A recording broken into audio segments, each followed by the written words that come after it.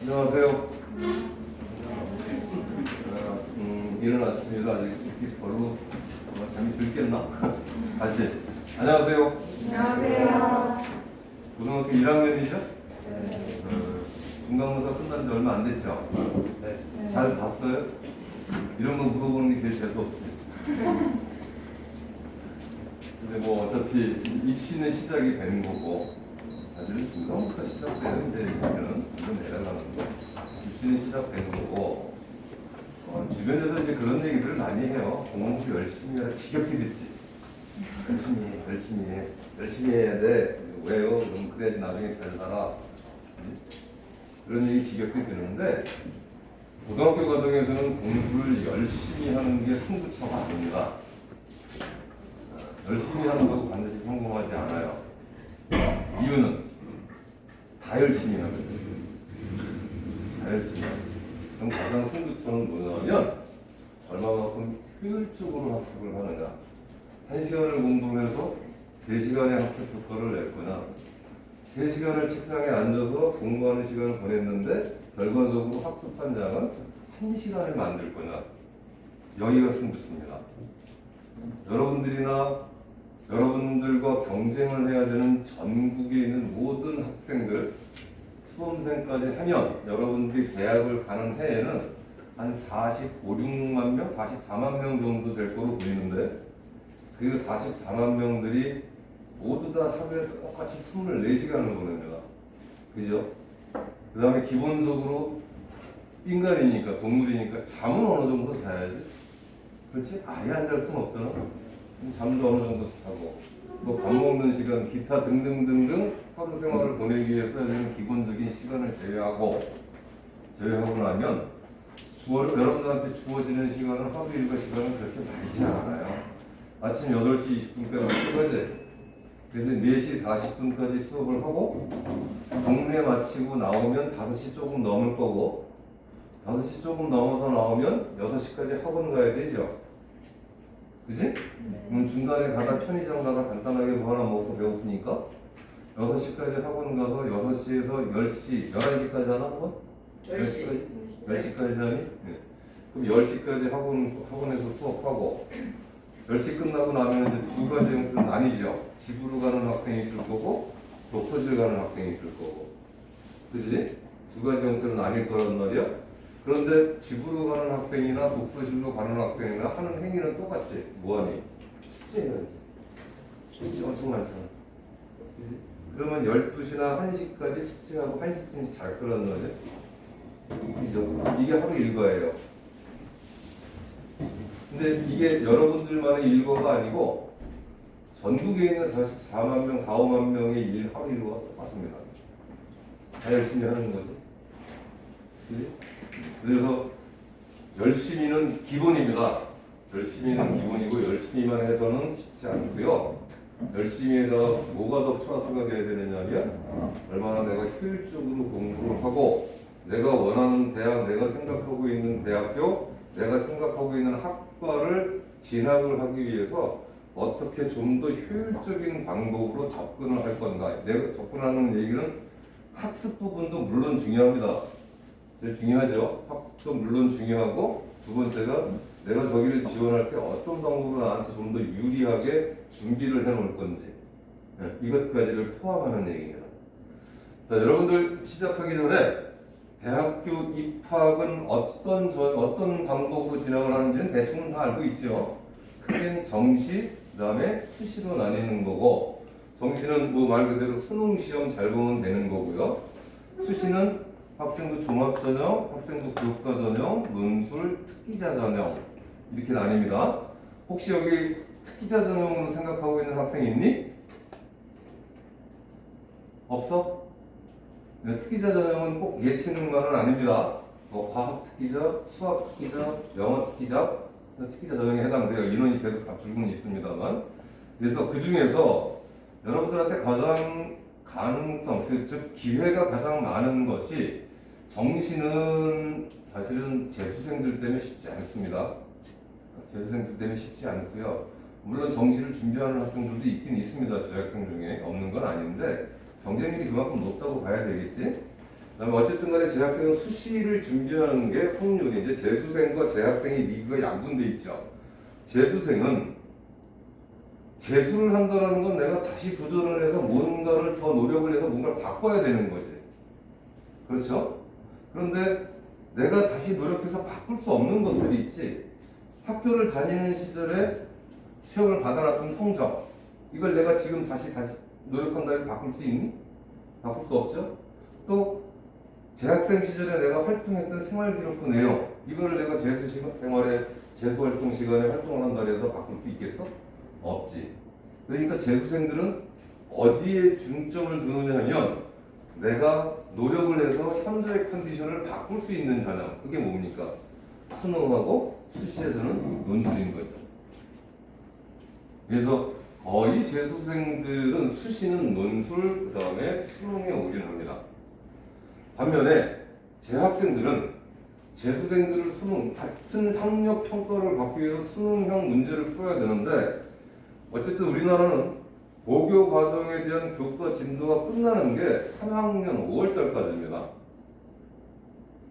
교육부에서 공식적으로 끝내려는 게. 그럼 3학년 5월달에 끝내고 나면 그 다음에 기말고사 봐야죠. 7월 초에 끝납니다. 7월 초에 끝나면 7월 말서부터 8월까지 해서 생활기록부 마무리해야 돼요. 그리고 나서 9월에 수시 원서 써야 돼. 그럼 뭐 자기소개, 여러분들은 자기소개가 없습니다만 자기소개서라든가 기타 등등 서류 준비를 해야 되잖아. 그러면 9월 말이에요. 그러면 수능을 실질적으로 준비할 수 있는 시간은 10월 딱 한 달밖에 없는 거지. 한 달을 준비해서 수능을 보는 아이들과 1년 내내 수능형만 준비해서 시험을 보는 애의 결과가 당연히 다르겠죠. 그렇죠? 그래서 실질적으로 재학생들은 수시에 많이 올인을 하는 편이죠. 될 수 있으면 재수생을 피하는 거지. 그래서 양분되어 있습니다. 그 중에서도 학생부 교과 전형과 학생부 종합 전형이 메인인데, 학생부 교과 전형은 뭐 말 그대로 내신 성적 잘 받으시면 됩니다.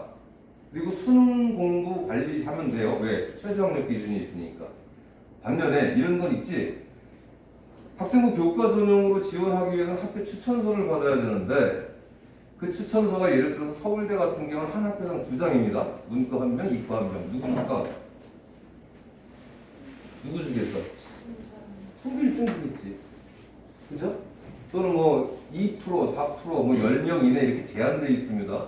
다 성적 순으로 분별을 하겠죠.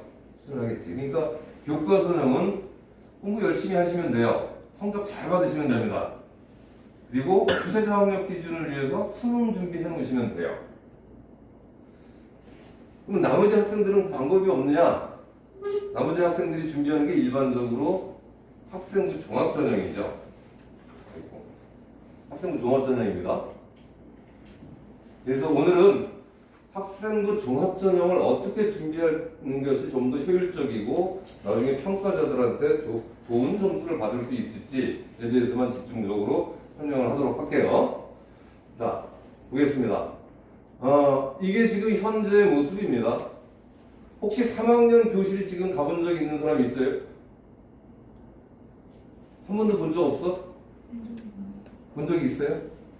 한번 경험해 본 적 있죠? 어떤 상태지? 지금 이런 상태지? 딱 이런 상태일 겁니다. 지금 현재 3학년들. 그러면 여기 보시면 얘, 그 다음에 얘, 그 다음에 얘, 이렇게 몇 명 있죠? 요 몇 명 빼고는 나머지 학생들은 집에서 다 뭐라고 얘기를 하는 학생들이냐면 3학년 올라올 때 엄마 내가 그동안 공부 잘 열심히 안 해서 미안해. 근데 지금부터는 내신은 어쩔 수 없으니까 수능 공부 정말 열심히 해서 내가 엄마랑 내랑 원하는 대학 내가 열심히 해서 수능 공부 대학 갈게 라고 얘기하고 나온 학생들입니다. 공부가 생각을 해보세요. 여러분들이 주로 하는 전교 몇 등 안에 드는 학생, 그런 학생들 같은 경우에 1, 2년 반짝 공부해서 한 학생들일까? 아니죠? 12년 동안을 열심히 해왔던 학생들인 거예요. 그 결과입니다. 그런데 그게 어느 날 갑자기 나 지금부터 열심히 공부할게요 해서 1년 동안 열심히 해서 그걸 극복해낼 수, 걔네들이 이길 수 있다면 그 얘기는 거꾸로 말하면 12년 동안 열심히 공부한 놈들은 다 바보죠. 그렇잖아. 뭘 그렇게 힘들게 해? 11년 동안 신나게 놀고 1년만 열심히 하면 극복할 수 있는데 공부 그렇게 안 됩니다. 공부 그렇게 안 돼요. 그래서 결과적으로 얘네들은 잠재적인 재수 시작을 준비하는 학생들이죠. 그러면 왜 여기 나와서 이렇게 잘까? 공부 열심히 한다고 얘기했는데 공부는 뭐 척해야 되잖아. 그러니까 어떻게 해? 자기 방에서 새벽 3시, 4시까지 앉아서 책 펴놓고 그 책 밑에는 이제 휴대폰 있죠. 그래서 무슨 소리 얼른 나면 책 덮고. 그러니까 3시, 4시까지 자니까 학교 와서는 자야지. 졸리니까. 이게 거의 다입니다. 몇몇 학생들. 여러분들은 이런 모습이 되면 절대로 안 돼요. 그래서 미리 지금 준비를 하셔야 됩니다. 본격적으로 설명을 좀 시작을 할게요. 3년 전에, 자, 이거 공공신문의 경향신문입니다. 경향신문에 기사의 제목 헤드 타이틀이라고 그러죠. 헤드 타이틀이 뭐라고 나왔느냐면 서울대 수시 합격생 스펙분이 상장이 108개, 봉사활동 489시간 이렇게 나왔습니다. 기겁을 했죠. 기겁을 했습니다. 근데 이 당해년도에 수상 경력이 108개를 받은 학생이 있긴 있었습니다. 가장 최고 많은 수상 경력이죠. 두 번째가 103개였고요. 그 다음에 나머지는 한 3,000여 명 신입생 중에 100개를 넘는 학생은 없었어요. 가장 많은 학생을 스펙이라고 한 겁니다. 그 밑에 글을 좀 읽어보면요. 기사를 쭉 보면 봉사시간 평균이 139개, 수상이 30개입니다. 근데 잘 계산을 해보세요. 여러분 중학교 1학년, 2학년, 3학년의 수학 교과서의 가운데 이렇게 보면 1학기는 대수학, 2학기는 다 기하학으로 되어 있거든요. 근데 그 가운데 보면 확률 통계가 나와요. 근데 1학년 때는 자료의 관찰, 그래서 뭐 도수분포표 이런 거 배웠지? 그 다음에 2학년 때는 확률, 3학년 때는 통계, 그래서 뭐 삼포도 이런 거 조금씩 배웠잖아. 그래서 통계학이라고 얘기를 하거든. 통계학에서 놓고 보면요. 최고 도수가 108개고 도수의 개수가 3,000개가 넘을 때 수성 평균이 30이 나오려면 빵도 꽤 있어야 됩니다. 그죠? 자, 그럼 결국 이거 무슨 얘기일까? 이렇게 언론에서 학생부 종합전형을 준비하기 위해서는 이렇게 막 부풀리는 경향이 큽니다. 그러니까 잘못 왜곡된 보도 내용도 많고 여러분들이 알고 있는 정보도 왜곡돼서 알고 있는 부분들이 가장 많아요. 가장 큽니다. 그 중에 가장 큰 게 뭐냐면 전공적합성이라는 얘기. 그거 여러분들이 알고 있는 얘기와 실제 이렇게 돌아가는 얘기하고 다른 얘기입니다. 좀 이따 설명을 해줄게요. 그래서 여러분들이 알고 있는 것처럼 그렇게 뭐 수상 경력, 여러분들이 수상 경력 안 들어갑니다만 수상 경력은 많이 있어야 되고 이걸로 뽑는 전형이 아니라는 것을 말씀드리기 위해서 그런 거예요. 그래서 그런 거에 크게 연연하지 마십시오. 일반적으로 학종을 선발하는 기준이 뭐냐라고 물어보면 고려대학교 같은 경우 예시를 일반적인 언론형이죠. 언론형에서는 이렇게 얘기를 합니다. 3년간 꾸준하고 성실하게 학교 생활을 한 학생, 적극적이고 그다음에 긍정적 생활 태도를 보이는 학생, 그다음에 자기주도적으로 미래를 설계하고 목표를 이루기 위해 노력하는 학생이라고 언론 플레이를 합니다만 실질적인 학생 처장을 만나서 따로 둘이 얘기를 해보면 목표는 이겁니다. 졸업 후에 우리 학교를 빛내줄 수 있는 학생. 몇 년 전인가 왜 봉준호 감독이 그 아카데미상에서 수상을 했잖아요. 봉준호 감독이 이제 연세대학교 출신이거든. 선생님 집이 여기 송도예요. 송도에 이제 연세대학교 국제캠퍼스가 있는데 봉준호 감독이 아카데미 수상을 결정이 되고 나선 큰 본관 건물 되게 커요. 그 건물 사이즈만한 봉준호 감독 얼굴이 들어간 현수막을 붙였습니다. 아침에 창문 열다 깜짝 놀랐어요. 그게 목표인 거예요. 우리 학교를 졸업해서 우리 학교 학과를 빛내줄 수 있는 사람. 그 여러 가지가 뭐 잠재력도 보고 그러겠죠. 실질적인 목표는 그겁니다. 근데 언론에는 이렇게 얘기하면 안 되잖아. 멋있게 얘기를 해야 되잖아요. 그래서 이렇게 얘기를 하는 다른 학교들도 마찬가지고요. 학교별로 보면 서울대는 평가 요소와 학업 역량, 지적 성취, 학업 태도, 지적 호기심, 학업 외 소양, 개인적 특성, 그다음 연세대는 학업 역량, 인성, 전공 적합성, 발전 가능성인데 연대는 학업 역량에 대한 평가 비중이 큽니다. 고려대는 학업 역량, 인성, 전공 적합성, 자기 개발 의지. 그런데 전형의 종류마다 달라요. 예를 들어서 전공 적합성, 전공 적합자 같은 경우에는 학업 역량보다는 전공 적합성을 먼저 더 많이 봅니다. 한양대는 자기주도, 비판사고, 그 다음에 창의적 사고, 소통 및 협업인데 한양대 같은 경우에는 창의적 사고와 소통 및 협업에 대한 비중을 좀 더 크게 봅니다. 그러니까 대학마다 평가 요소 부분에 대한 것들에 대한 것이 그 학교의 권학 취지와 맞게 조금씩 달라요. 결과적으로 무슨 얘기냐면 우리 학교는 우수한 학생을 뽑겠다 이런 얘기인 겁니다. 이건 뭐 어느 입시나 마찬가지. 전형이 어떤 전형이 되더라도 좀 더 우수한 학생을 뽑는 게 근본적인 목표인 거고요. 학종을 평가하는 요소는 크게 네 가지인데 그걸 줄여서 그냥 학인 전발이라고 생각하시면 됩니다. 학인 전발이라는 건 학업 역량, 인성, 전공 적합성, 그다음에 발전 가능성 이 네 가지 테마를 갖고 가장 큰 포션으로 평가를 합니다. 그럼 세세하게 하나씩 확인을 해보면 학종의 평가 요소 중에 표준화 연구 과정을 좀 보면 먼저 학업 역량과 아까 보셨던 인성과 전공 적합성과 발전 가능성 이 네 가지의 큰 테마를 갖고 평가를 하는데 좀 더 세분화해 보면 학업 역량은 학업 성취도 여러분들 생활기록부가 이제 아직 받아본 적은 없습니다만 생활기록부에 보시면 교과 발달 상황이라는 란이 있어요. 교과 발달 상황에 여러분들 등급이 이제 표기될 겁니다. 그래서 그걸 정량적으로 평가를 하는 거고요. 그 다음에 학업 태도와 학업 의지, 탐구 활동 주로 자율 활동과 그 다음에 창체 활동 중에서는 자율 활동과 동아리 활동, 그 다음에 주로 세 특에서 평가하는 내용입니다. 그 다음에 인성이라는 부분은 협업 능력, 나눔과 배려, 소통 능력, 도덕성, 성실성을 평가를 하는데 여기 주의할 거는 인성 그러니까 대부분의 그 학생들이나 학부모님들이나 일부 선생님들조차도 이걸 휴머니티로 평가하려는 분들이 계시는데 휴머니티가 아닙니다. 대학은 착한 학생을 뽑는 데가 아니에요. 휴머니티가 아니라 뭘 중심으로 뽑는다? 평가한다? 퍼스널리티를 중심으로 평가한다. 개인의 능력.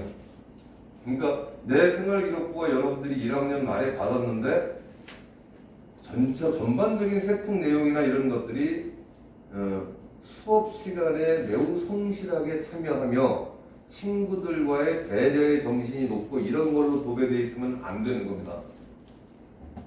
무슨 말인지 알겠어요? 44만 명 모두 다 착한 학생이 됩니다. 그게 아니고 내 이 학생에 대한 개인적인 역량, 과목별 역량 또는 뭐 영어에서의 어떤 뭐 독해 역량이라든가 어떤 뭐 그런 것들 이런 것들로 표기가 되어 있어야지 수업실에 뭐 성실하고 배려심 많고 봉사정신이 투철하고 이런 걸로 관찰되어 있으면 안 된다는 얘기입니다. 그다음에 전공적 합성은 이걸 엄밀히 말하면 계열적 합성입니다. 저희 나라 고등학교에서 배우는 전공 교과목이 한 15과목 정도 되거든요. 그죠? 15과목 정도 됩니다. 대학의 학과는 수백 개가 넘습니다. 수백 개죠. 물리적으로도 15개 정도 되는 전공 교과목을 갖고 수백 개의 전공을 맞춘다? 불가능한 얘기입니다. 불가능한 얘기예요. 그래서 이 전공 적합성들 때문에 고민이 굉장히 많은 대부분이 많은데 그걸 꼭 내가 생명공학과를 가야 된다. 생명공학과를 가려고 했다. 그러니까 반드시 생명과학만 열심히 하고 생명과학에 대한 것들만 열심히 탐구를 해야 된다. 이렇게 생각하시면 안 됩니다. 알겠죠? 자, 보면 전공 관련 이수 과목. 자, 이거는 매우 중요합니다.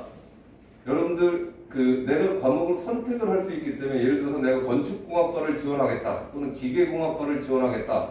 그런데 이과에서 물화생지 중에서 물리가 가장 어렵거든요. 공부하기가. 그래서 나는 기계공학과를 지원할 건데 공부하기가 어려워. 그래서 물리를 안 들어. 신청을 안 해요. 그럼 이 학생이 나중에 대학에 들어가서 입학해서 올바르게 학습을 할 수 있을까? 없죠. 그리고 또 하나가 대학에서 신입생을 선발을 할 때는 누가 선발한다고 들었어요? 선발 권한을 누가 갖고 있죠? 신입생을 누가 선발한다고 생각해? 자니? 신입생을 누가 선발한다고 생각해? 아니 그냥 편하게 얘기해봐. 생각나는 걸 알고 있는 대로. 자, 입학사정관이 선발한다 하는 사람 손 들어도. 대학 교수가 선발한다. 응. 오케이. 5명 정도. 나머지 학생 손 안 든 학생들은 뭐야? 누구 자는 거야 지금? 입학사정관은 신입생 선발 권한이 없습니다. 그래서 해당 학과 교수가 선발을 해요. 그러면 내가 기계공학과 교수야.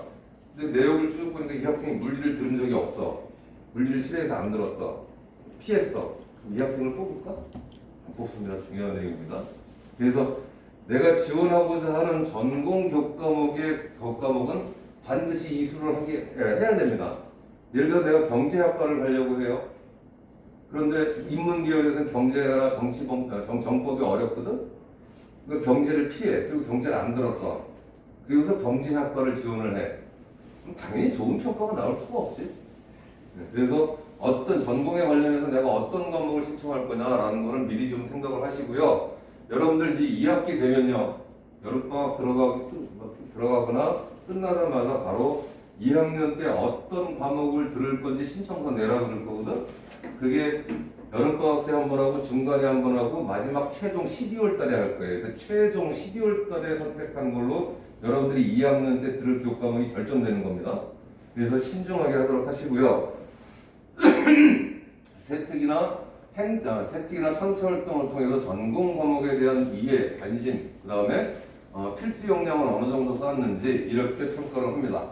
발전 가능성은 자기 주도성, 경험의 다양성, 리더십, 창의적 문제를 종합적으로 평가하는데 여기에 교과 발달 상황도 들어갑니다. 말뜻을 잘 생각해 보시면요. 왜 교과 성적표라고 하지 않고 교과 발달 상황이라고 했는지에 대한 말의 의미를 잘 이해해 보시면 교과 성적이 어떻게 대학 입학에서 평가될 때 반영되어지는지에 대한 의도를 이해하실 수가 있을 겁니다. 이 학생이 1학년 1학기부터 3학년 1학기까지 교과 학습 발달 상황이 쭉 상승세를 유지하고 있느냐 아니면 하락세를 유지하고 있느냐 그게 바로 발전 가능성이거든요. 그래서 좀 이따 나오긴 하겠습니다만 지금 1학년 1학기 때 지금 당장 내가 1.0을 못 받았다. 너무 걱정하지 마세요. 나는 교과 전형으로 대학을 갈 겁니다. 그럼 걱정하세요. 그런데 학생부 종합 전형으로 지원을 할 거다라고 생각하면 너무 걱정하지 마십시오. 1.0을 받는 게 오히려 더 위험해요. 더 올라갈 게 없잖아. 떨어질 일밖에 없거든. 그렇죠? 그러니까 너무 로그하면 안 되겠지만 어느 정도의 성적을 받아놓고 3학년 1학기까지 계속 상승세를 그리는 게 훨씬 유리합니다. 넘어가겠습니다. 자, 학종에서 평가 요소, 즉 4가지 평가 요소를 어떻게 평가를 하느냐 하면 여러분들이 알고 계시기는 학업 역량도 뛰어나야 되고 발전 가능성도 높아야 되고 전공 적합성도 아주 친밀해야 되고 인성도 굉장히 좋아야 되고 이렇게 평가를 합니다만 그런 사람 없습니다. 그런 사람은 신이에요. 그래서 대학이 실질적으로 평가를 하는 거는 4가지 요소 중에 학업 역량과 인성이 뛰어나다. 그럼 선발합니다. 4가지 요소 중에 전공 적합성이 매우 뛰어나다. 그러면 선발합니다. 네. 그래서 이 4가지 요소를 반드시 다 맞춰야 되느냐? 그거는 아니고요. 그거는 아니고 어떤 특정 부분에 대해서 내가 충분히 평가할 수 있는 요소를 2가지 정도, 2-3가지 정도가 월등히 뛰어나다 그러면은 대학에서는 선발을 합니다. 넘어가서 볼게요. 학업 역량의 평가 세부 내용은 아까 쭉 좀 전에 얘기했던 거죠. 성적이 골고루 유지되고 있느냐, 고르게 유지되고 있는지. 특히 서울대는요. 서울대와 고대는 전 과목을 반영합니다. 평가 요소에. 전 과목을 반영. 이게 무슨 얘기냐 하면 바로 그런 학생들이 있어요. 국어, 영어, 수학, 그 다음에 내가 인문계열이면 사회탐구 아니면 자연계열이면 과학탐구를 하는 평가를 하는데 서울대와 고대에서는 그거 말고 체육이나 기타 등등 이런 뭐 이렇게 뭐 가정 가사 이런 것들이 있잖아요. 가정 가사. 이게 전 과목에 대해서 성실하게 학교 생활에 학업이 임했느냐 안 했느냐 이걸 굉장히 높게 평가합니다. 평가를. 그래서 일부 대학이 전 과목에 해당되는 학생, 전 과목을 평가하는 대학에서는 전체적인 과목들을 고르게 유지를 해야 되고 또 하나 조금 전에 얘기한 것처럼 학년별로 상승을 할 때 학년별로 성적을 쭉 이렇게 완만하게라도 상승 기울 그래프가 나오게끔 하는 게 가장 좋습니다. 평가에서로. 그다음에 희망 전공과 관련된 기본 교과목은 어느 정도 이수해 있는가 조금 전에 얘기했죠. 나 기계공학과 갈 거예요. 그런데 물리를 안 들어. 그러면 굉장히 저평가됩니다. 새로운 지식을 획득하기 위해 자기 주도적인 태도로 노력하고 있는가? 이건 세특에서 파악하는 상황이고요. 교과에서 이루어지는 탐구 활동에 적극적으로 참여하고 있는가? 역시 마찬가지 세특에서 평가되어지는 요소입니다. 자, 학종에서의 내신 성적에 대한 의미. 자, A라는 학생이 1, 2, 3학년 1학기까지 해서 평점이 2.5가 나왔고 B라는 학생이 2.0이 나왔다고 가정을 합시다. 누가 합격했을까요? 응? B? 같이 얘기를 하면서 해야 재밌어. B가 합격했을까요? A가 합격했을까요? B. 오케이. 왜? 얘가 성적이 높으니까, 그치? 근데 실제로는 자 이렇게 보자고. 이 빨간색이 A 학생의 경우입니다. A 학생은 1학년 1학기 때는 뭔지 잘 몰라서 좀 헤맸어. 그래서 3.5등급을 맞았어요. 그래서 2학년, 3학년 쭉 올라와서 이제 알았어. 그래서 2학년 땐 2.5, 3학년 1학기 땐 1.0을 받아서 2.5가 됐어요. B라는 학생은 1학년 1학기 때 1.0을 받았어요. 출발이 굉장히 좋았지. 그런데 점점 학습 의욕을 잃어. 그래서 3학년 마지막에 가서 3등급으로 끝납니다. 그래서 평균이 2.0이 됐어요. 그럼 학종에서는 A가 합격을 합니다. 무슨 얘기인지 알겠니? 그러니까 이게 내신의 의미라는 게 뭐냐면 학생부 종합전형에서는 평가를 할 때 단순하게 그 성적의 수치 가지고 합격과 불합격을 결정하지 않습니다. 또 저희 나라에 있는 고등학교 한 2,200개 정도 되는 고등학교에 각각의 상황의 컨디션들이 다 다르거든. 예를 들어서 압구정동에 있는 압구정 고등학교 같은 경우는 이과 학생들이 다 합쳐봐야 50명이 안 됩니다. 근데 그 중에서도 또 물, 화, 생지 나눠서 선택을 하잖아? 그럼 또 응시인원이 더 적겠지. 그럼 1등급 따는 게 정말 하늘의 별따기입니다. 그런데 반면에 신문고등학교 같은 경우는 이과 애들만 200명이 넘어요. 그럼 예를 들어서 50명의 4%와 200명의 4%를 비교해보면 어디가 더 많겠니? 당연히 200명의 4%가 더 많죠. 이게 전국에 2,000개가 넘는 고등학교의 상황들이 다 다르거든.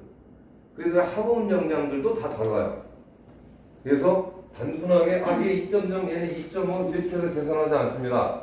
여러분들이 고등학교 이제 생활기록부를 받아보시면 교과 발표 상황에 뭐가 표기되느냐면 그 과목별로 여러분들이 받은 원점수, 그 다음에 그 과목의 평균, 그 다음에 그 과목을 시험을 본 응시 인원, 그 다음에 그 과목의 표준 편차, 요게 기록돼 있어요. 대학에서는 이 네 가지를 갖고 다시 환산해서 계산을 합니다. 왜? 각각의 고등학교들의 컨디션들이 다 다르기 때문에 그걸 평준화시키기 위해서. 그걸 우리 대학에서는 이런 방법으로 이렇게 계산을 하겠습니다라고 오픈을 해서 하는 그러니까 계산 방법을 오픈해 놓은 대학이 시립대랑 연세대학교예요. 그래서 연세대학교 걸 뭐라고 부르니? Z점수라고 부르지. 무슨 말인지 이해하겠니? 그래서 내가 실제로 내가 우리 학교에서 받은 내신 성적이랑 그 대학교의 계산 방법으로 계산을 하면 성적이 달라집니다. 올라가기도 하고 내려가기도 합니다. 그래서 학생부 종합전형에서의 내신의 의미는 절대적 수치의 개념이 아니다라는 것을 꼭 인지해 주시기 바라겠고요. 자, 한번 보는 김에 더 보자.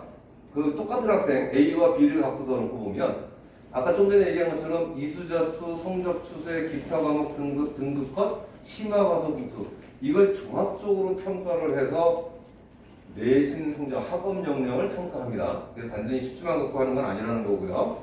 자, 이렇게 봅시다. 두 학생이 있는데 갑이라는 학생과 을이라는 학생이 있는데 국어, 영어, 수학을 등급으로 보면 갑은 다 1이고 을은 다 2라고 가정을 하면 여러분들은 당연히 갑이 을보다 훨씬 공부를 잘하는 학생 이렇게 평가하겠죠. 그런데 학종에서 보는 눈은 그렇지 않습니다. 원점수가 들어간다 그랬죠. 갑이 국어가 95, 을은 93, 영어는 91, 얘는 89, 수학은 88, 87이라고 하면 실제로 한 문제 차이, 이건 부분 점수 차이죠. 그럼 갑이라는 학생이 을이라는 학생보다 국어, 영어, 수학을 월등히 더 공부를 잘하는 학생 이렇게 단정질 수 있니? 아니지. 그게 학종에서의 평가입니다. 이해하겠어? 그런데 이게 어쩔 수 없이 등급으로 나누니까 갑은 1등급, 을은 2등급. 그래서 1등급, 2등급은 겹쳐서 확 수치상에서 벌어진 것처럼 보이지만 실제는 아닐 수가 있다는 얘기인 거죠. 얘네들은 사실 같은 실력이라고 봐야 되는 거예요. 자, 그러면 학종에서 내신은 대학에서 어떻게 환산해서 적용을 하느냐? 자, 예를 들어 A라는 고등학교가 B라는 대학에다 지원을 했는데 그 A라는 지원한 고등학생들의 전체 성적을 평균을 내보니까 이렇게 형성돼 있더라. 국어는 이렇게, 사회과학 이렇게, 수학은 이렇게, 국어는 이렇게, 영어는 이렇게. 이게 이 학교의 평점이더라. 그러면 학생이 그 학교 중에서 지원한 학생의 성적이 이렇게 되더라라고 하면 이 학생 같은 경우는 국어는 좀 떨어지죠. 영어도 좀 떨어지죠. 사탐, 과탐은 비슷하고 조금 위되지. 그런데 수학은 월등히 우월하지. 그럼 이 학생은 수학과 관련된 학과에 지원하시면 합격합니다. 무슨 말인지 이해하겠지? 그죠? 근데 만약에 예를 들어서 영어가 편차가 워낙 많이 벌어져. 뭐 여기가 평균인데 막 이렇게 막 벌어져. 국어가 여기인데 여기 있다. 너무 이렇게 벌어지면 안 되죠. 그럼 성질성이 부서라는 거지. 이게 학종의 목적이고 학종의 의미예요. 넘어가서 보시면 인성 부분을 보시면 아까도 말씀드렸습니다만 이건 한마디로 통해서 이렇게 생각하시면 돼요. 휴머니티 아니다. 보다 퍼스널리티다. 그렇게 이해하시면 됩니다. 다음에 전공적 학생에 대한 평가 오해가 가장 많은 부분인데 지원 계열과 관련해 스스로 선택하여 수강한 과목은 얼마나 되는가? 그 다음에 여기 이제 아까 말했던 뭐 기계과 같은 경우 물리학, 경제학과 같은 경우 경제 이런 그 전공 과목들을 얘기하는 거예요. 선택 과목들을. 그 다음에 지원 전공에 대한 흥미와 관심을 가지고 있는가? 이건 이제 세트 개선.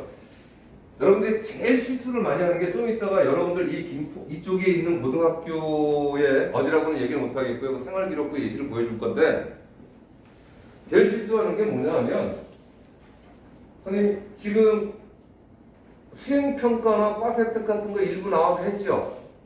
그래서 뭐 발표 보고서도 PPT도 만들어 봤고 또는 발표 보고서도 좀 만들어 봤고 제출도 했죠. 몇 개?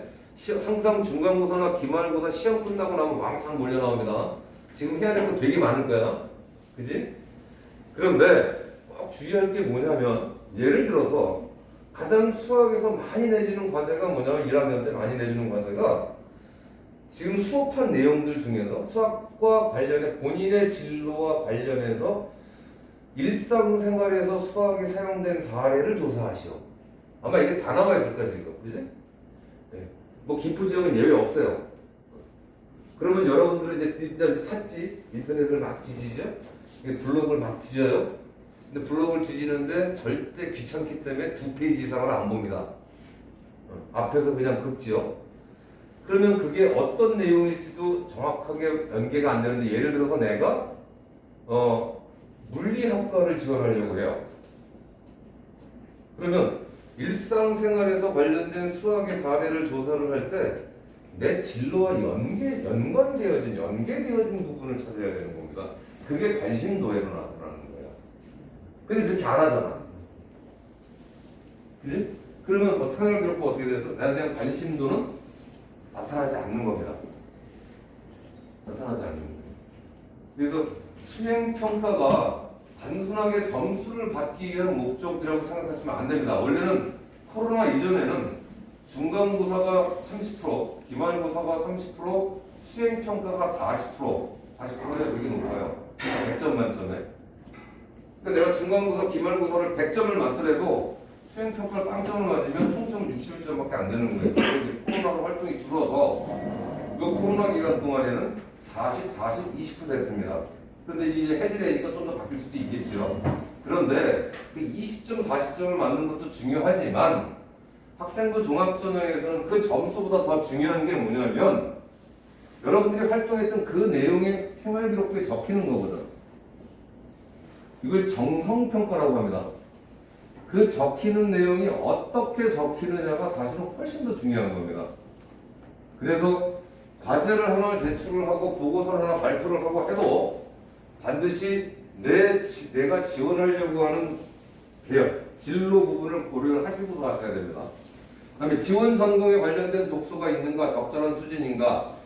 예를 들어서 내가 정치외교학과를 가려고 그래요. 그러면 많은 수의 학생들이 뭘 읽었다고 써놓냐면 마키아벨리의 군주론을 읽었다고 써놓습니다. 그거 죽습니다. 나중에. 마키아벨리의 군주론 책 본 적 있어요? 그러니까 그 학생용으로 제편낸 거 말고 두께가 이만합니다. 비구작이 되게 좋아요. 여러분들 고등학교 과정에서 고등학생이 읽기 정말 힘든 책인 거거든.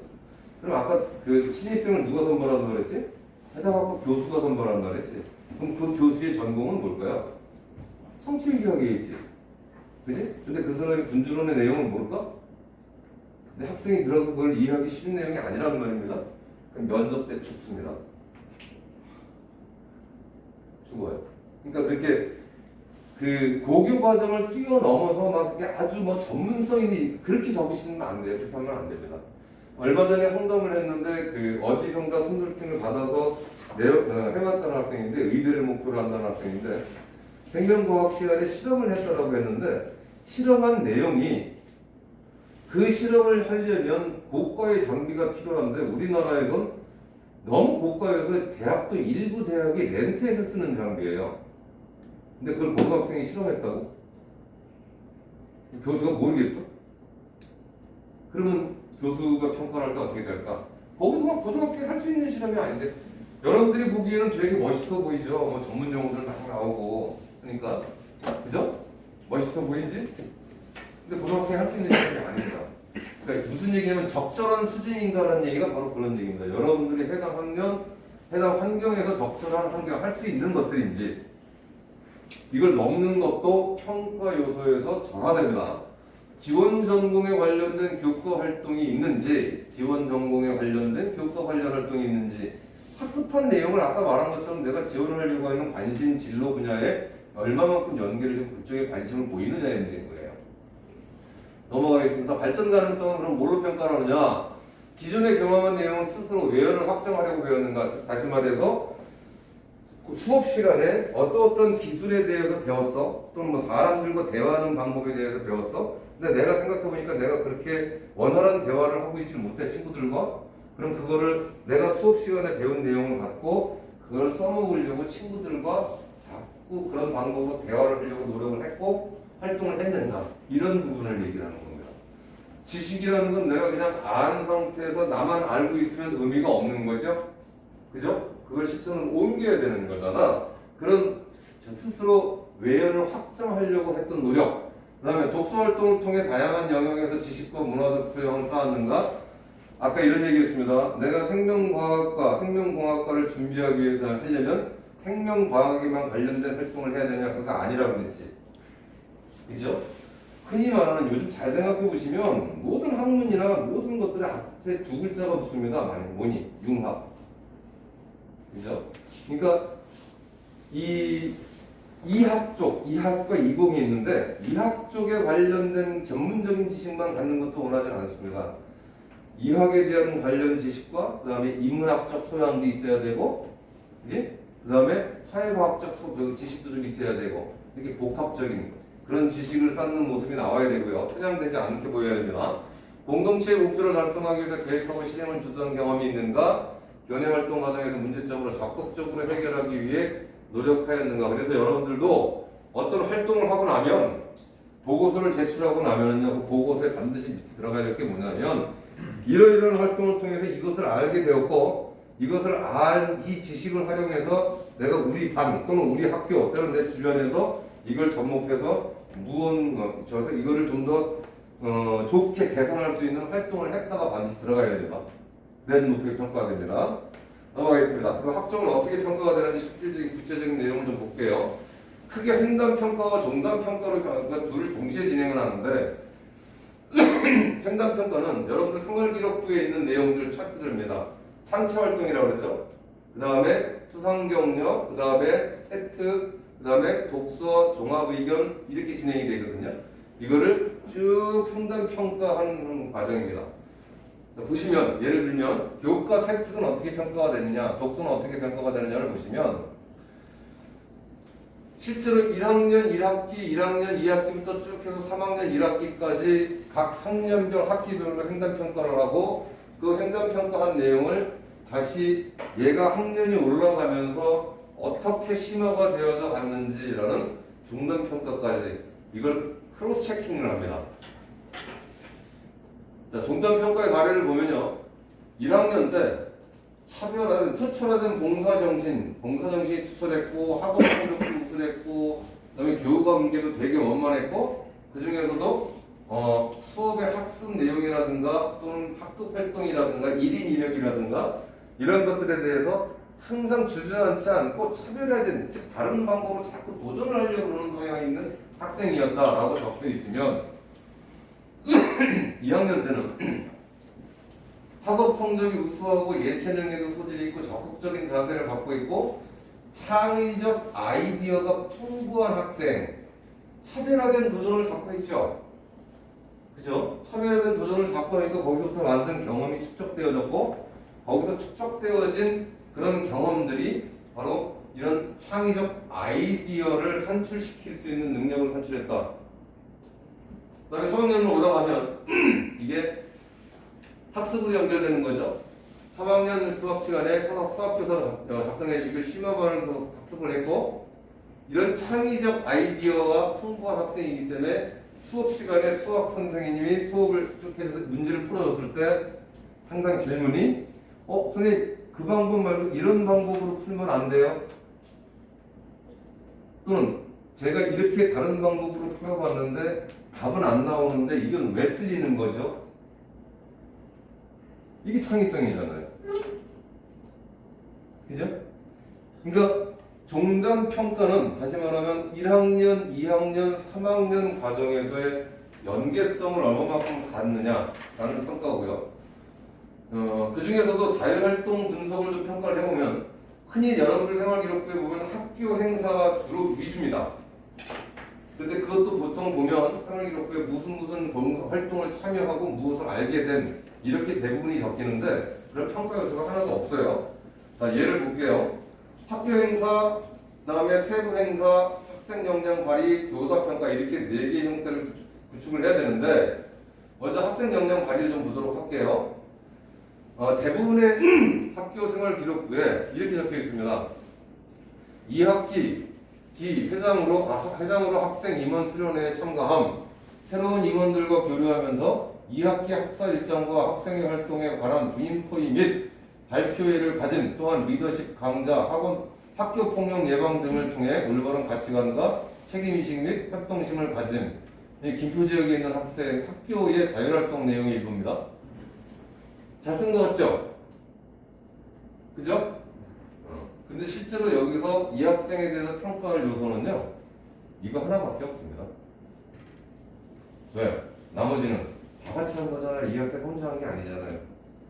대학에서 선발할 땐 그 학생이 어떤 역량을 갖고 있는지를 평가해서 이놈이 굉장히 우수하구나 뽑아야 되는데 단체가 하는 활동을 평가를 해놨어요. 그럼 어떻게 뽑아? 그렇지? 다시 한번 볼까? 학생 임원 수련회에 참가해서 예언자 갔어? 참여해서 새로운 임원들과 교류하면서 2학기 학사 일정과 학생의 활동에 대한 분인포임 및 발표회를 가졌어. 예언자 했니? 또한 리더십 강좌, 학교폭력 예방 교육 등을 통해 올바른 가치관과 학교폭력 예방 교육 이런 거 예언자 참가했어? 이런 건 전교생이 다 참가한 거거든? 그럼 얘 평가할 게 없잖아요. 얘 평가할 게 요거 회장이 있었구나 이거밖에 더 있어? 그렇지? 그러니까 이렇게 적히면 안 되는 겁니다. 그 다음에 자율활동 기록 대응 방안은 자 이렇게 봅시다. 아까 여기 이거 뭐지? 이거 잘 머릿속에 기억해 놓고 보세요.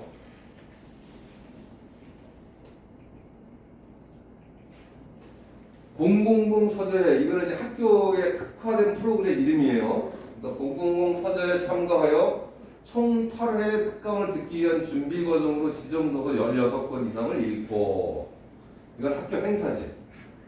여기까지만 적으면 의미가 없죠. 왜? 여기도 여러 명이 참가하는 거잖아, 이거. 읽고 나서 그 다음에 지속적인 토론과 질문을 위해 비판하는 지식인 세미나 팀에서 치열한 세미나 활동을 함. 이건 여러 명이 참여하는 참가 활동을 통해서 얻었던 지식을 연장시켜서 내가 개인적으로 선택해서 또 진행을 하는 거죠, 활동을. 그죠? 치열한 세미나 활동을 함. 그 다음에 세미나 과정에서 자본주의 체제의 모순에 대해 인식하고 한계와 극복 방안에 대한 의문점을 가지고 지속적인 질문을 하면서 대안적 자본주의를 탐색하는 등 지적 역량을 강화하기 노력하였음. 자, 보시면 이거 색깔을 3단계로 나눠놨는데 아까 그 이렇게 표 했던 거 기억해요? 학교 행사, 세부 활동, 학생 역량, 교사 평가 이렇게 네 파트로 나눠져 있었잖아. 자, 이 글에서 한번 보시면 여기가 학생 학교 활동이고요. 그 다음에 이게 세부 활동이 되겠지. 그 다음에 학업 학생 역량은 여기까지고요. 그 다음에 여기서부터가 교사 평가가 되겠지. 그러니까 보시면 읽어보면 이렇게 점점 심화되는 느낌. 하나를 배우고 딱 그래 그랬구나 그리고 땡 그게 아니라는 건 느낌이지. 이렇게 나와야 되는 느낌이. 이래야지 평가 배수가 굉장히 높아지는 거예요. 자, 다시 보면 학교 행사는 공공공 서재였죠. 세부 행사는 세미나 팀에 들어가는 거지. 학생 역량 발휘는 의문과 질문을 계속 갖고 해결했던 거죠. 지적 호기심의 해결이라고 합니다. 그다음에 교사 평가는 지적 역량을 이렇게 강화했다. 라는 구성 요소가 평가되어질 때 학종에서의 평가 비중은 굉장히 높아지는 거예요. 자, 실질적인 사례를 놓고 보면요. 여러분들이 뭐 어떤 과목이든지 학교에 수업을 했어요. 근데 수업하는 도중에 분명히 지적 호기심이라고 그러거든. 궁금함이 생기거든.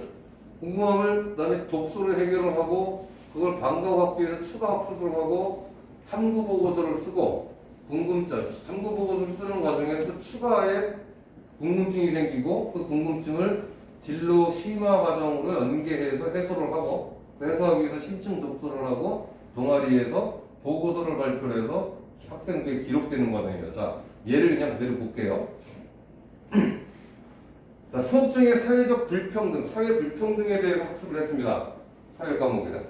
근데 수업을 듣다 보니까 불평등에 대한 궁금증이 생겼어.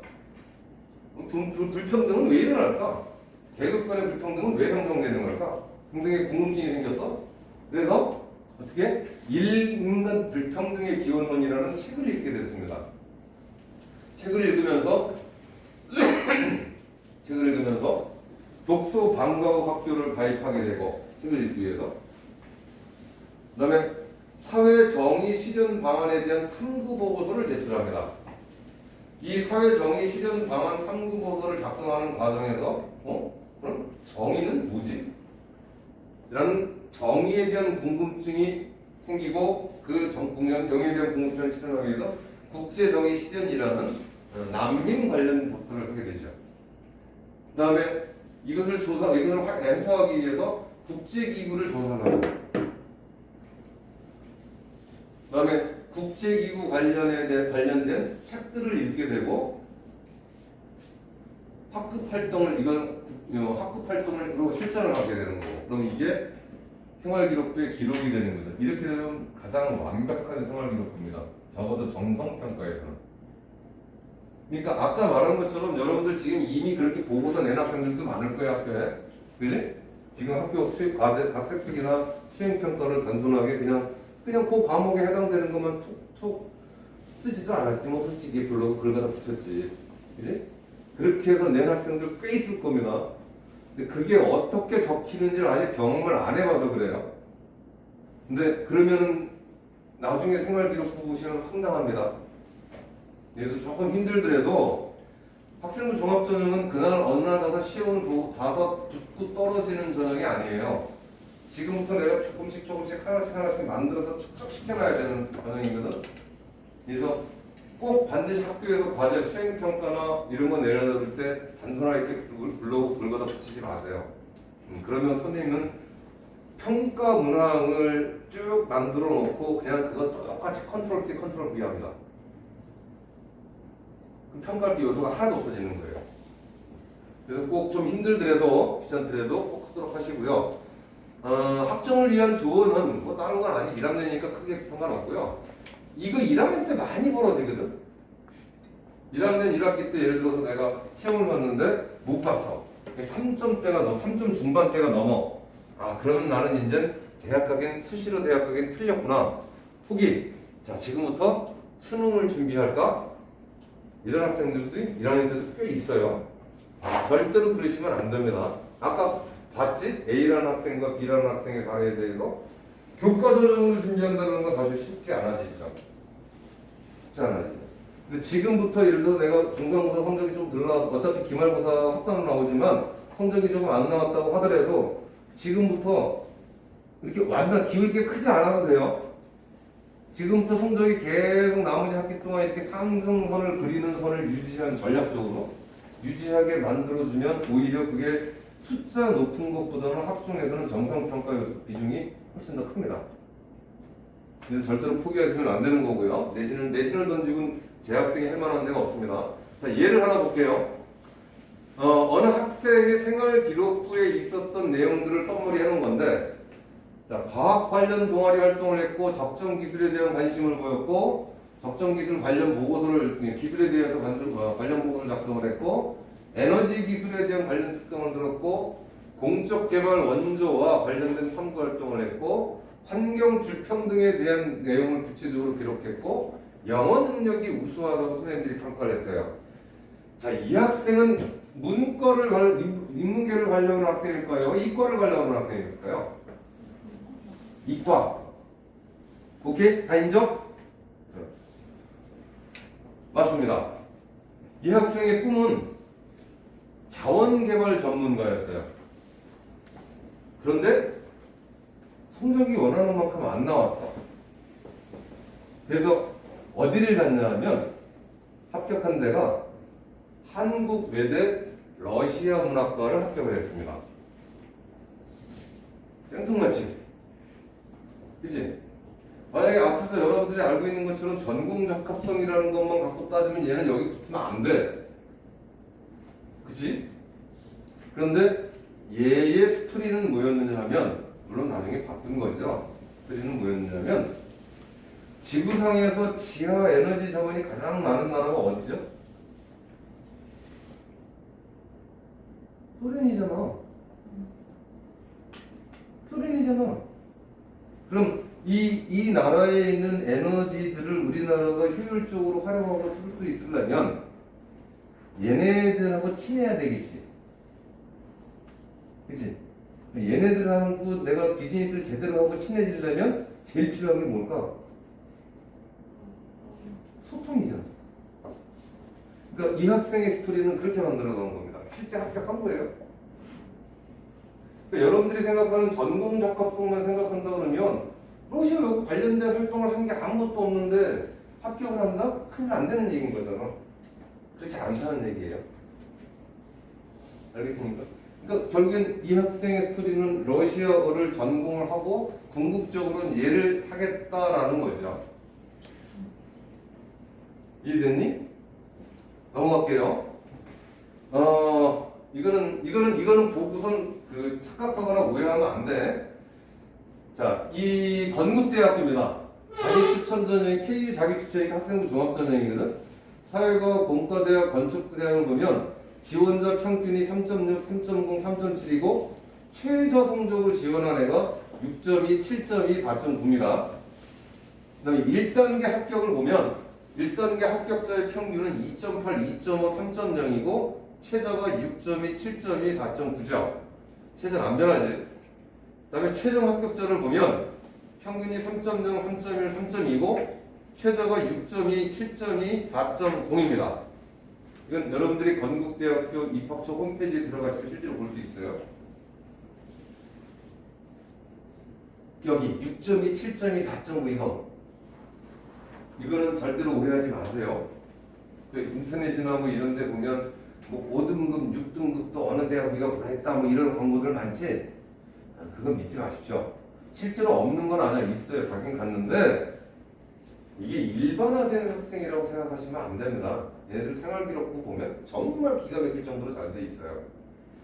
그러니까 성적이 의미가 없는 애들. 그리고 또 하나가 이 정도 성적이면은 이건 과학고 애들이겠죠. 천만의 과학고 애들은 서성한 라인 밑으로는 원산 안 씁니다. 그냥 재수하지. 쪽팔리다고. 그러니까 인문 계열은 요즘엔 건대를 쓰는 애들도 슬슬 나와요. 특목고 애들 중에서도 나오는데 자연 계열은 나오지 않습니다. 어쨌든 이거는 거기 현혹되시면 안 되고요. 얘를 중점으로 봐야 되는데 얘도 역시 마찬가지 최저 점수를 빼고 보면 이거보다는 올라갑니다. 그래서 일반적으로 우리가 보는 거는 우리가 했던 경험으로 놓고 보면 3.0 안쪽만 들어오면 평균, 그러니까 5개 학기 동안 평균을 내는 게 3.0 안으로 들어오면 비교과 활동을 어느 정도 관리하면 최소한 인서울대학은 어느 정도 나옵니다. 그러니까 최소한이야. 물론 이제 그 윗단으로 올라가려면 이제 비교과 활동도 좀 더 관리를 해야 되고 대신 성적도 좀 더 관리를 해야 되겠지만 3.0 안쪽으로 나오면 해볼만 하더라고. 그래서 3.0을 받으라는 게 더 잘 받아도 돼. 더 잘 받으면 좋지. 근데 어쨌든 그게 상승선의 교과 성적과 학생부 종합전형은 비교과 활동 내역에 대한 평가 비중에 평가 방법에 맞게 관리하시는 게 굉장히 중요한데 여러분들 좀 이따가 얘기를 할게요. 보여주면서. 자, 그 다음에 이거는 꼭 좀 봐주세요. 이제 경험을 했을까 한번 하나 중간고등학생이니까. 이게 지금 여기는 서울대생과 일반대생이라고 하는데 이걸 고등학생과 중학생으로 나눠 생각하세요. 노란색을 중학생이라고 보시고요. 빨간색을 고등학생이라고 보십니다. 지금 노란색을 보시면 여러분들이 중학교 때 공부했던 패턴이죠. 시험 기간 때는 열심히 하지. 시험 끝나면 열심히 놀지. 또 다시 시험 때 되면 열심히 하죠. 그 다음에 또 방학 때 되면 좀 놀아야지. 고등학교 1학년 올라와서도 아마 이렇게 했을 거예요. 이게 습관이 돼서. 자, 중학교 때는 중간고사를 보든 기말고사를 보든 학교에서 이렇게 선생님들이 필트 만들어주지. 그것만 열심히 외워도 성적 나오죠. 고등학교 올라도 고등학교 중간고사 시험 봐봤지. 이제 경험했지. 선생님들이 프린트 만들어줘? 문제지 만들어줘? 출제 예정 문제지? 안 만져주죠? 그리고 중학교 때처럼 이렇게 요 기간 동안에 학습을 해서 그 시험을 볼 수 있을 만큼 충분히 시간 여유가 되지? 안 되죠. 여러분들이 고등학교 1학년 중간고사를 망치는 가장 큰 원인은 이 습관 때문에 그렇습니다. 고등학교는 이게 깨져야 돼요. 이렇게 가셔야 돼요. 학습량이 물론 증가해야 되고요. 국어, 영어, 수학은 365일이 시험 기간입니다. 고등학교에는. 그럼 여기 보면 시험 기간이 약간 올라오지 학습량이. 그럼 이건 뭘까? 국어, 영어, 수학은 365일이 시험 대비 기간이고요. 이 시험 대비 기간에 들어가면 여기 왜 학습량이 있느냐면 암기 과목. 이렇게 학습이 되지 않으면 고등학교에서 절대 성적 나오지 않습니다. 그래서 학습 습관부터 바꾸세요. 뭘 많이 해서 한꺼번에 와장창 하려고 그러지 말고 꾸준하게 365일이 시험 대비 기간이라고 항상 염두에 두세요. 이렇게 자기를 자기 체면에 거세요. 중학교 과정으로 공부하면 아마 요번에 중간고사 보고 많이 실망한 학생들 많았을 텐데 얘 때문에. 알겠지? 습관부터 바꾸세요. 넘어가겠습니다. 자, 이거는 이제 고등학교 1학년이니까 진로는 가능하면요. 1학년 때 내가 명확하게 나 이거 해야지, 난 이런 꿈을 가져야지, 그리고 반드시 이거를 해야지 하는 학생들은 전체 100명 중에 30명도 안 됩니다. 괜히 그냥 대부분이 그렇게 하잖아요. 나는 꿈이 없는데 왜 이러지? 근데 여러분만 그런 거 아니에요. 근데 그게 꿈이 없는 게 아니라요. 뭐가 있는지를 못하는 거야. 그러니까 조금 진로에 관심을 갖고 찾아보면 이런 것도 있었네. 이건 나한테 맞겠는데? 나 이거 하면 참 좋겠다 하는 것들 꽤 나와요. 그러니까 찾아보세요. 찾아보시고 그게 명확치 않은 학생들은 꿈을 좀 넓게 가지세요. 그냥 계열별로 가지세요. 1학년 때 그렇게 표현을 하세요. 표현을 하시고 이게 2학년 올라가면 구체화돼야 돼요. 계속 넓게 가면 안 돼요. 계속 넓게 가면 안 되고 뭐 예를 들어서 1학년 때 나는 사회과학계열 중에 뭐 심리학도 좀 관심이 있고 모든 학문이라는 건 반드시 하나로 결정되는 건 아니거든. 예를 들어서 과학을 공부한다고 하더라도 생명과학에서 분자 단위로 들어가면 그걸 화학이라고 그러는 거고요. 화학에서 원자 단위로 들어가면 그걸 물리라고 그러는 겁니다. 그렇기 때문에 얘네가 전혀 동떨어진 학문이 아니에요. 그러니까 이걸 몰아서 통으로 가면 1학년 때는 크게 문제 없잖아. 그지? 그리고 이제 2학년 때 가서 올라가면서 구체적화시키는 거지. 그럼 두 번째가 아까 얘기했죠? 내신 포기는 절대 금지입니다. 내신 포기를 하면 그 다음에 수능으로 가야 되는데 수능은 한번 찾아보세요. 굳이 자료 인터넷 보면 자료가 많습니다. 얼마큼 힘든지. 그다음에 궁금한 걸 자꾸 많이 만드세요. 그다음에 적극적 학교생활 인생 멘토 교사 만들기 이건 크게 학교에서 행사로 진행을 하는 거니까 여러분들이 신경 안 쓰셔도 됩니다. 자, 실질적인 학생부 분석 사례를 한번 볼게요. 자, 여기는 이거는 여기 김포 지역에 있는 학생의 생활 기록부입니다. 4차 산업시대에 등장할 미래 직업을 창의적으로 만드는 작업을 그들과 담당하여 독창적이면서 탁월하게 만들어내는 역량을 발휘함. 진로인할 전공 및 직업 체험 프로그램에 참여하여 4차 산업시대의 혁명시대의 ICT는 미래 기술을 선도하는 핵심 기술로서 사물 인터넷 인공지능 기술의 개발에 따라 가상현실 및 증강현실 기술 등이 연계되어 발전함을 알게 되어 신기술에 대한 지식이 확장됨. 또한 공학계열 교수의 강의를 듣고 미래 에너지 환경의 변화 양상에 따른 미래 에너지 기술인 스마트 그리드와 제로 에너지 도시의 기술 개발 상황을 알게 되어 우리를 둘러싼 에너지 환경의 미래를 알게 되었고 우리가 지금 할 수 있는 노력이 무엇인지 알게 되어 더욱 실천하고자 노력함. 교내에서 실시한 진로 탐색 검사 결과 탐구 진취형으로 현상을 분석하거나 리더십을 발휘하는 활동에 흥미가 있어 관련 특성을 살릴 수 있는 직업이 어울리는 것으로 나타남. 지적 호기심이 많은 편이며 논리적 분석적이고 합리적 비판적이며 지배적 통솔적 설득적이며 낙관적이고 열정적이며 외향적인 성향이 있음.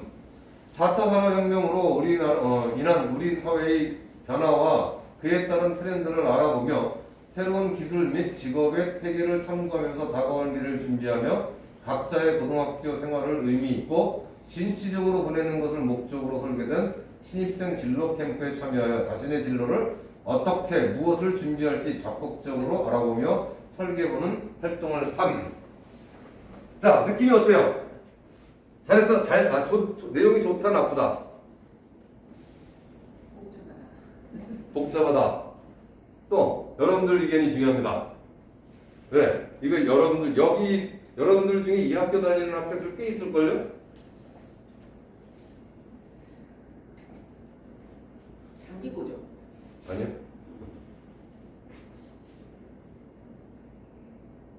아무 생각 없어? 자, 굉장히 선생님이 열의를 갖고 써주신 건 뭐냐? 그러니까 일반적으로 창체 활동에서 진로 활동과 자율 활동, 그 다음에 행특은 담임 선생님이 써주는 거거든요. 그러니까 담임 선생님이 꽤 관심을 갖고 써주셨습니다. 근데 실제로 학생부 종합적인 우리가 앞에서 평가하는 방법에서 배웠던 것대로 평가를 해보면 다양한 활동과 다양한 어떤 그런 의식들을 추구를 하긴 했는데 중요한 건 뭐냐면 구체적인 객관적 증거들이 없어요. 그러니까 예를 들어서 무슨 얘기냐면 그러니까 미래 직업을 창의적으로 만드는 작업을 그분들과 협동하여 독창적이면서도 탁월하게 만들어낸 역량을 발휘함. 이건 그냥 담임선생님 주관적인 생각인 거잖아. 그지? 근데 담임선생님이 학생에 대해서 내 제자에 대해서 나쁘게 평가해 줄 일은 없단 말이야. 그러면 이걸 제3자가 읽고 평가하는 거잖아요. 누가? 해당학과 교수가. 그럼 그 해당학과 교수가 그러네, 독창적이네 하는 것을 객관적으로 인식할 수 있게끔 짧게라도 어떤 활동에 대한 건지를 얘기를 해줘야 되는 거라는 거예요. 그런 내용들이 없어요. 그런 내용들. 그 다음에 여기도 보면 우리가 지금 할 수 있는 노력이 무엇인지 알게 되어 더욱 실천하고자 노력함. 어떤 내용을 활동을 하고 나면 여러분들이 학교에서 탐구 활동을 시키는 가장 큰 목적성은 뭐냐면 네가 관심 있는 분야에 대해서 어떤 지식을 알게 됐니? 그 지식을 얼마만큼 배우게 됐니? 이게 목적이냐 배우게 하는 게? 그럼 그 지식을 배우고 나면 어떻게 돼? 뭔가 깨달은 거 알고 배우게 있어야 되잖아. 그걸 뭘 배웠는지가 반드시 보고서에 들어가야 되는데 여기 지금 보면 뭐라고 되어 있느냐면 그냥 알게 되었어. 뭘 알게 되었어. 그러니까 그런 객관적으로 평가할 수 있을 만한 요소가 많이 줄어들어 있는 겁니다. 누군지 얘기하게. 여기 김포고등학교 다니는 분들하고. 오늘 기폭은 초대 안 했어요. 아 그래? 그럼 한 명도 없는 거네. 네. 그 다음에 상체 진로를 봅시다. 얘랑 비교해서 보세요. 진로 작성 탐구 활동에서 생분해성, 생물, 생활, 화학 제품을 개발하는 현장을 견학하며 화학 공정에 대해 배우고 연구에 활용되는 과학 지식을 넓힌 이후 ELA라는 화학 물질에 관심을 가지고 전공 탐구 과제 발표에서 ELA의 화학 반응을 이용한 특성과 활용 가능성에 대해 발표함. 에스터화 반응과 항균 원리를 조사하며 MIC와 MBC 값을 통해 항균을 증명하고 식품 보존제와 유아용 핸드워시 외에도 반려동물용 샴푸로서의 활용 가능성을 제시하는 창의성을 발휘함. 자, 이것만 읽어봐도 앞에 있던 내용과 뭐가 다른 애가 느껴지죠? 그죠? 연구원 인터뷰를 통해 행동하는 겸손함보다는 본인의 의사를 정확히 표현하는 자세로 타인과 진실된 대화를 하는 것이 중요함을 깨달음. 지역인재 육성 프로그램에서 AI 시대의 번역, 이론과 실제를 주제로 자신의 영어책을 번역한 내용과 인공지능의 번역을 비교하며 AI의 한계와 가능성을 알게 된 융합 독서 특강 모두를 위한 과학 강연에 참여하여 과학 커뮤니케이터와 과학의 대중화에 관심을 가진 생명과학 특강에 참여해 질병의 확산과 백신에 대해 생각하고 릴레이 학과 설명에 공학 특강 신소재 공학의 의학 계열 특강 약사에 참가하여 자신의 진로와 목표 의식에 대해 생각해보는 계기가 된. 자, 이건 그냥 참여했던 거예요. 그냥 참여했던 겁니다. 그 다음에 밑에 보시면 교사의 평가가 있는 거고요. 차이점은 딱 이겁니다. 활동 많이 했어요. 앞에 있던 학생도 활동 많이 했어요. 그리고 지원 계열도 비슷합니다. 이 학생은 생명과학과를 지원하려고 했던 거고, 이 학생은 화생공을 지원해서 올해 서울대학교 화생공과 고대 의학대학을 동시에 합격한 학생입니다. 내신 성적도 큰 차이 안 나요. 차이점은 지금 여러분들이 느끼고 계시는 그 차이점입니다. 그러니까 여러분들이 평가사 입장에서 생각을 해봐요. 이게 더 객관성이 있게 느껴집니까? 얘가 더 객관성이 있게 느껴집니까? 그죠? 그러니까 여러분들의 생활 기록부가 이렇게 나오셔야 됩니다. 넘어서 수학 세트 부분 한번 볼게요. 수학적 지식과 기능을 활용하여 타당하게 추론하는 능력이 뛰어나며 탁월한 논리 수학적 사고력을 다양한 상황에서 발표하는. 죄송합니다. 오늘 거기 이제 커피 좀 드릴게요. 시간 다 예, 끝낼게요 이제. 여러 가지 문제를 창의적이고 독창적인 방법을 모색하여 해결함. 항상 적극적인 자세로 수업에 참여하여 과제 수행에 있어서 모범을 보이고 친구들이 어려워하는 문제나 개념을 이해하기 쉽게 설명해주는 등 또래 멘토 역할을 잘함. 수학에 흥미가 많아 배운 내용에 대해 의문이 생기면 질문과 토론을 통해 해결하고자 하는 자세를 지닌 능동적인 학생인 2차 방정식의 판별식과 2차 함수의 그래프와의 관계를 이용하여 주어진 2차 함수의 그래프가 직선과 접하도록 하는 상수의 값을 구함. 원의 접선을 이동시켰을 때 다시 원에 접하도록 하는 직선의 방정식이 원의 중심으로부터 직선까지의 거리가 반지를 이용해 바르게 구함. 그 과정을 정리하여 친구들에게 이해하기 쉽도록 발표함. 그 다음에 절대부등식의 절명 어쩌고저쩌고 자 해봅시다. 여기에 가장 잘 문제점은 뭘까요? 일단 본인의 진로에 대한 관심도가 하나도 안 나타나 있어요. 그죠? 두 번째가 뭘까요? 수업 내용을 적어놨어요. 세 번째가 뭘까요? 자, 그럼 이거 비교해서 한번 보세요.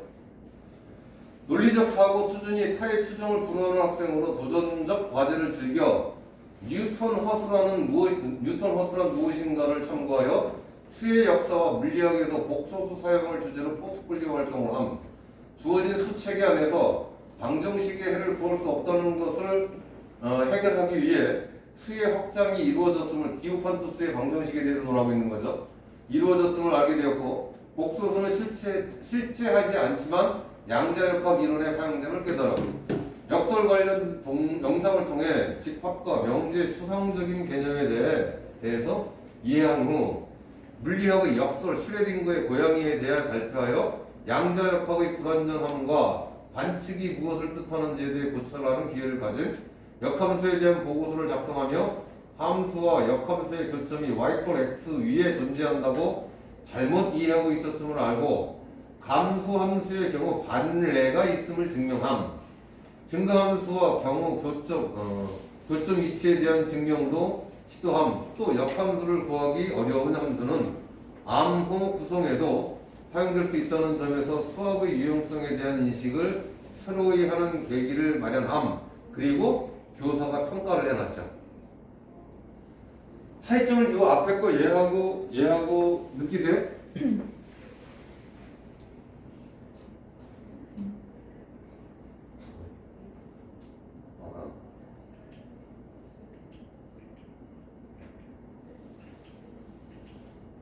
얘하고 참여하는 거하고 차이점을 느끼십니까?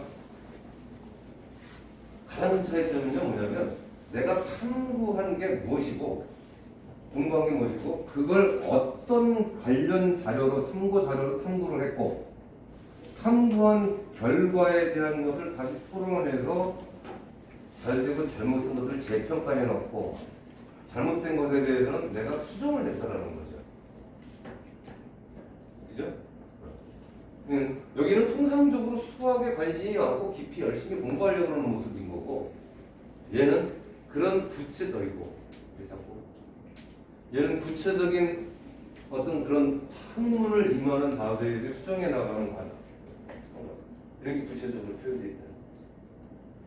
여러분들의 생활기록부가 이렇게 되면 다소 내신 점수가 낮아도 정성평가에서 아까 6.2등급이 합격을 하고 거기까지는 생각하지 마십시오. 그럴 수도 있지만 이 정도 생활기록부가 되면 적어도 6.2까지는 아니어도 웬만한 그 내신 성적에 대한 갭 차이는 충분히 커버될 수 있습니다. 그게 학생부 종합전형입니다.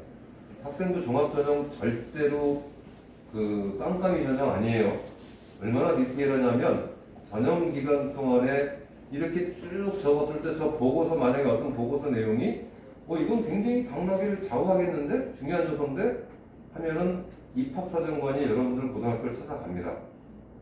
실제로 전형 기간에 전국의 많은 입학사정관들이 고등학교를 돌아다녀요. 이렇게 언론에서 말하는 것처럼 대충 뽑는 전형 절대 아닙니다. 그래서